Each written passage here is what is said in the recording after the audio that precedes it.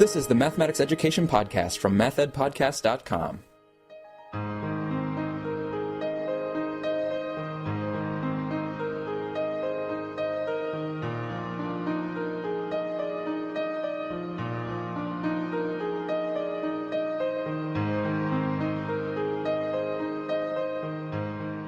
Welcome to the Math Ed Podcast. My name is Sam Otten from the University of Missouri, and my guest today is Jungeun Park, who's an assistant professor in the Department of Mathematical Sciences at the University of Delaware. Jungeun, thanks for being here. Hi, Sam. Glad to be here. We're going to be talking about Jungeun's article, which is appearing soon in the journal Educational Studies in Mathematics, and the article is entitled Teaching Prospective Teachers About Fractions, Historical and Pedagogical Perspectives. But before we get to that article, I actually wanted to back up and ask Jungeun about her dissertation. Okay, actually, let me start with my general research interest. Sure. I am interested in undergraduate mathematics in general, and also that includes teacher education program for pre-service teachers. Actually, for my dissertation, I did study about calculus teaching and learning with Dr. Sharon Senk at Michigan State University. Okay. But my recent fraction paper in Ed Studies in Mathematics was a part of my work with Dr. Raven McCrory at Michigan State University in her MIT project, Mathematics Education for Elementary Teachers, with her NSF grant. Okay, so can you say a little bit more about other people that are working on that MIT project and what the goals overall are of the MIT project? The basic goals for the MIT project was to explore PST's pre-service teachers in elementary level, what they learn in their undergraduate mathematics content courses or method courses as part of their required teacher education program. So our data was collected from various institutions in 4 states in the United States, which include pre- and post-test data, over 1,000 PSTs about the concepts covered in these type of courses. And we also collected information about the instructors and the textbooks from the survey. And we actually videotaped 6 of these classes when the fraction was taught and conducted interview with instructors about their teaching goals for these courses. And our recent paper that I wrote with she is doctor, but she was a grad student back then. But yep. Dr. Beste Guchler and Dr. Raven McCrory was actually about the classroom data. Okay, so you took the lead on this article in Ed Studies in Mathematics, and I was wondering if there was a personal motivation that you had for looking at this classroom data around fractions and prospective teachers. Yeah, actually this study started with my teaching experience. I was teaching one of those mathematics content courses about numbers and algebra for pre-service elementary school teachers at Michigan State University. And when I taught this course first time, I kind of assumed that, okay, they are adults and they know content pretty well, so I can just focus on how to visualize or explain the concepts for their future elementary school students. Right. But as I teach more and more, I come to realize that my PSTs, actually do have difficulties with the content itself. For example, they made a lot of consistent mistake in calculation with fractions, and actually they have a lot of difficulty with story problems, especially whether it asks about fraction multiplication or fraction division. So personally, I try to fix that as an instructor, and actually I get into this MIT project, and that helped me a lot. And so you were talking about your experiences serving as an instructor for pre-service elementary teachers. And so now this article that's going to be appearing in Ed Studies in Mathematics called Teaching Prospective Teachers About Fractions, this one has as its research question, do instructors of undergraduate mathematics classes, how do they address fractions in their teaching? Right. And in what ways do historical lens allow you as researchers to really investigate that question of how fractions are being treated with PSTs, elementary PSTs? And so we're in that situation of fractions and elementary pre-service teachers, but you bring into the article this lens of a historical perspective. And I was wondering if you could just help us understand those historical perspectives that relate to fractions, because those do play a role in the interpretation throughout the article. Right. So while I was teaching this course and reading several books for these courses, actually I did a textbook analysis as well as a part of the MIT project, which is not part of this paper. But while I was doing that, I realized that in general, the chapter for fraction comes after the chapter for the whole numbers. So I was wondering whether and how the instructors who participated in our study addressed this transition or the expansion from whole numbers to fractions. And we, as a research team, were wondering how such extension was made in the history of mathematics. So we looked at several books about history of mathematics and mathematics textbook, the undergraduate textbook, like real analysis, algebra, and set theory to come up with our framework. So actually we found 4 approaches for such extensions. The first one is the part-whole approach. So this approach actually conceptualizes a part of whole as a new unit, which was actually used in ancient times.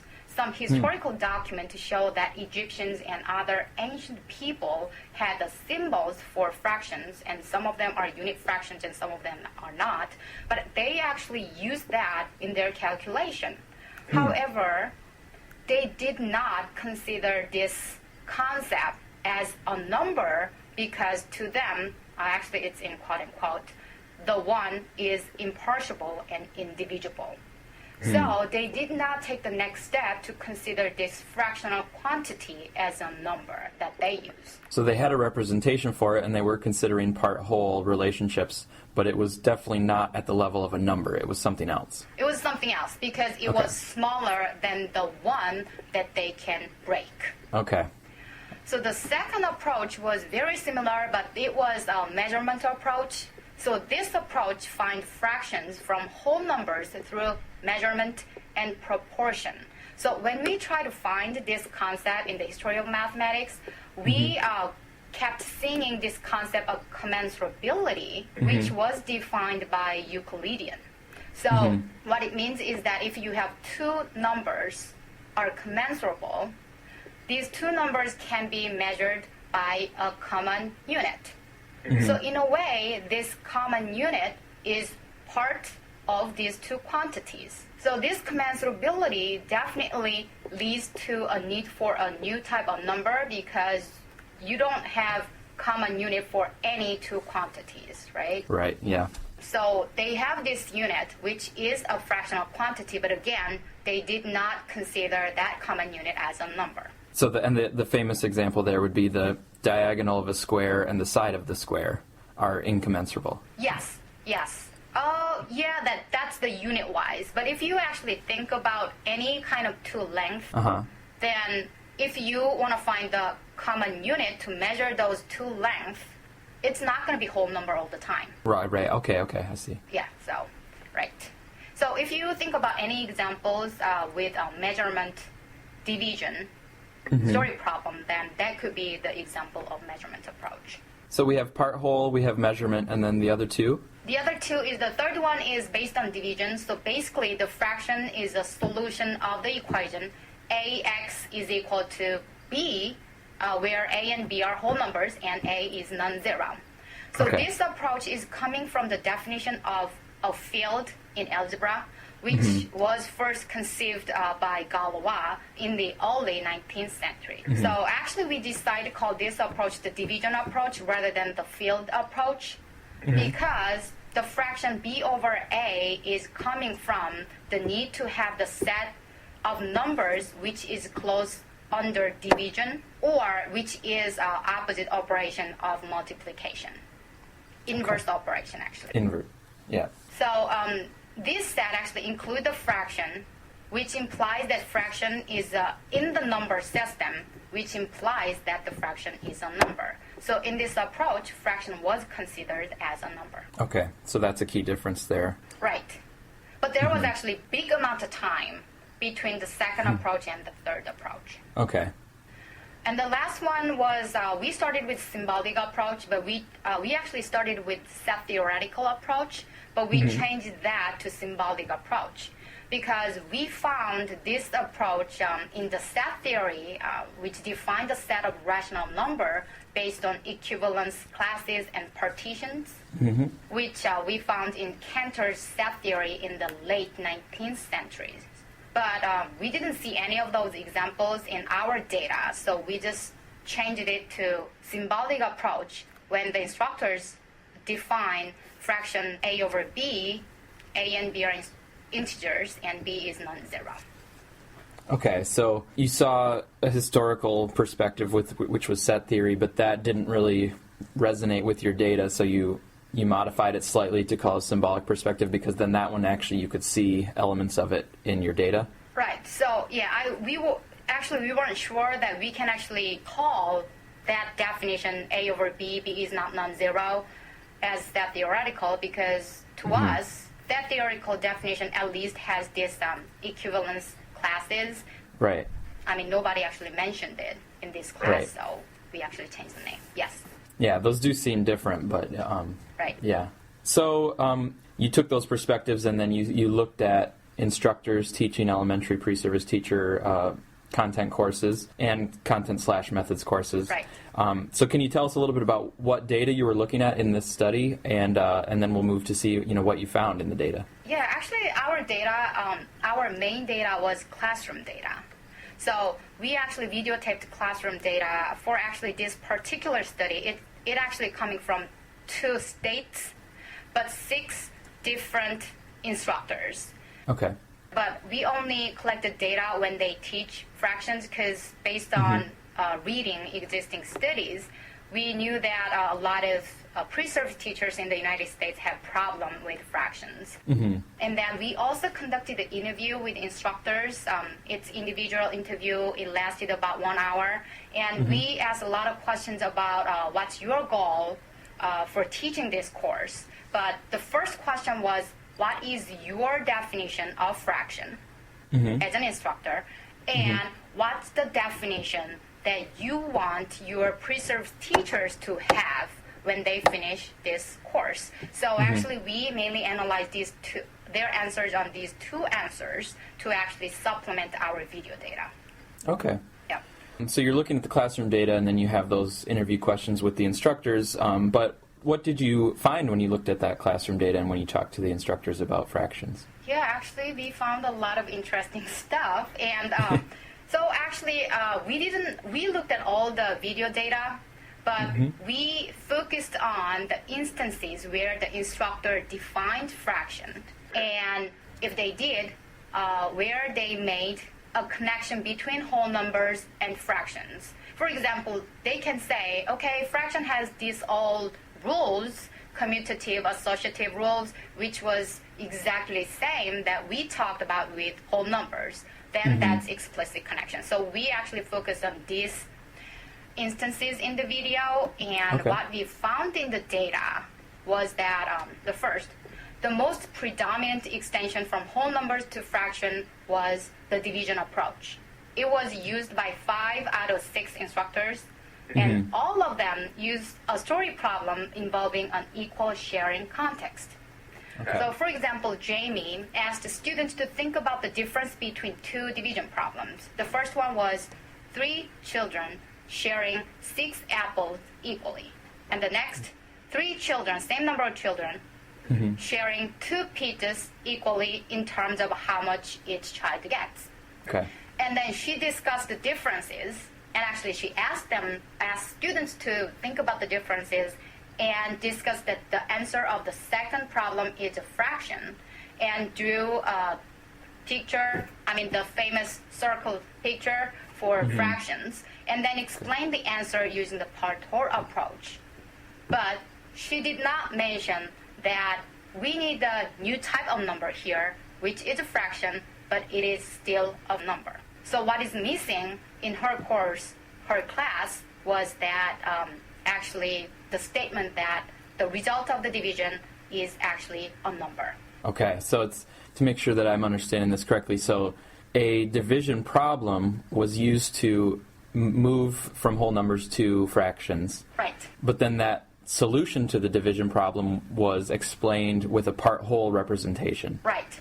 And then you're also saying that as they did that, it was typically not made explicit that this new answer, which is a fraction, is actually still a number. that was not explicit, that was kind of under the surface, or? Yeah, but actually, yeah, we said that this was not explicit statement about fraction as number because maybe she assumed that actually in this episode she said that you already know the answer, you already know the concept of fraction to their PSTs. So maybe it was her assumption that their PSTs know the answer and the aspects of fraction as number already. Yeah. Now, you wanted to talk to about another instructor that you looked at that did things slightly differently? Yes. Actually, one of the uncommon approaches was the symbolic approach. Actually, 2 instructors used that, but only one of them used as her definition of fraction. Okay. So actually, her name was Terry, and Terry started with the symbolic definition A over B, and A and B are integers, and B is non-zero. And then she interpreted this fraction very interestingly. She said, when you see a fraction, it's always a fraction of something. So of is really important when you talk about fractions. So her example was 2/3, and she said that 2/3 of the one which you can locate in the number line, so it is a number. But actually, she did not show any visual means, no number lines or no gestures about partitioning or choosing 2 out of it. Or she didn't even mention the unit fraction, which is a part of whole, 1/3 in this case, or means of measuring the part. So what we are saying with this Terry case is that she talked about expansion. It was implicit, but she talked about it. And also she mentioned that the fraction is a number. But these 2 were not connected to each other. Oh, I see. So a lot of people, a lot of instructors talk about fraction as a number in their course, but it was not related to how the fraction was expanded from whole numbers. We saw that problematic. And so, of course, there's a lot more in the article, and we're just touching on a few of the things that you saw in your data. The article is Teaching Prospective Teachers About Fractions, Historical and Pedagogical Perspectives, and it's available online in ESM, but it should be coming soon in print in ESM as well. And you also, so you've talked a little bit about how the instructors handled the definition of fraction and the connections of fractions to whole numbers in their classroom teaching. Right. You also interviewed them, so I was wondering if you wanted to just say anything briefly about whether their teaching in the classroom aligned with their own definitions of fractions. In general, did you see any themes between their classroom practice and their interview responses about fractions? Yes, our interview data actually showed that a lot of them were mathematicians rather than math educators. So when we interview them, they explicitly state that, fraction is a number that's really important. And that's something that I want my PSTs have when they take this class. But the problem is when I look at their video data from the classroom, they did not explicitly state that or make a connection from the extension to the fraction as numbers. So we saw some inconsistency there, and we actually guessed about why they don't talk about this in the classroom. Unfortunately, we did not explicitly ask this question after we analyzed the video data. But when we asked those 2 questions, what's your definition and what is the definition that you want your PSTs to have, they actually mentioned that actually my students are adults, so they have been exposed to fraction for at least 10 years. So that implies that they actually assume that their PSTs know about fraction a lot. But that is true because a lot of, education studies show that the PSTs bring a lot of knowledge about fractions to their method or method content courses, but they are inconsistent and sometimes even incorrect.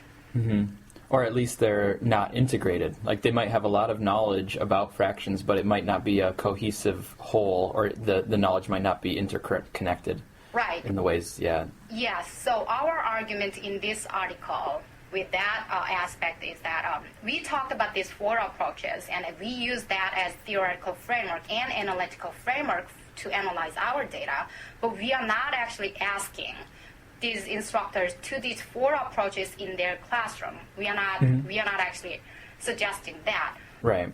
But we do suggest, though, it is very important for these instructors and their PSTs in the future to be aware that the fraction as numbers, when they actually expand the number system from whole numbers to fractions, it's not trivial. It was not trivial to the mathematicians in the past, and it would not be trivial to kids, K to 8 students that they will teach in the future. So they have to be aware of this and make clear connections from whole numbers to fractions and empathize that here fraction looks very different, but this is not a pair of 2 numbers. This is one number that we talked about in whole number chapter. I've been speaking with Dr. Jungeun Park from the University of Delaware about her forthcoming article in Educational Studies in Mathematics entitled Teaching Prospective Teachers About Fractions, Historical and Pedagogical Perspectives. But before I let you go, I want to ask you just one more question, separate from mathematics education. If you weren't finding your career and all of your energies being spent in math education, what would you see yourself doing? Well, I spend most of the time on teaching and writing about mathematics education and exercising. So if I were not doing mathematics education, I think I would be teaching something else. Maybe as a personal trainer at some fitness center or a yoga instructor. Oh, great. Yeah, So, because I love exercising and like helping people. And actually, I taught STEP. You know what STEP is? It's a type of exercising class, and I taught STEP course at Michigan State University once. Oh, you did? Yeah, I did. And are you one of the people then at conferences where you always find a hotel that has a fitness center in lower levels or something? Definitely I am, yes. Well, that's great. Thank you so much, Jungeun, for being here. Thanks for having me.